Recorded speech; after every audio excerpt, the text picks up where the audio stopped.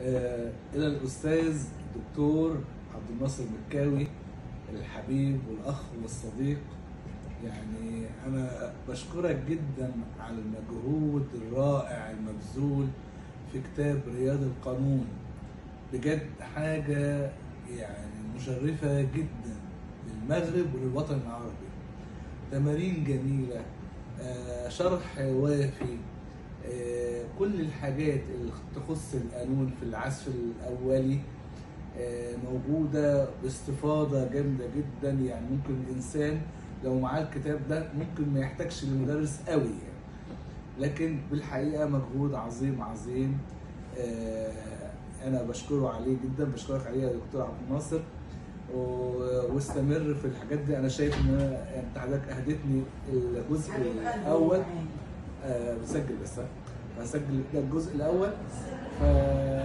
فطبعا أنا لسه هنتظر بقية الأجزاء إن شاء الله. وبجد مجهود رائع رائع رائع. وطبعا بشكرك جدا يعني على حسن الضيافة، الوقت العظيم اللي قضيته في المغرب الجميل الشقيق الحبيب. فصدقني انا الوقت اللي بقضيه في المغرب بالتحديد هي من احلى اوقات حياتي.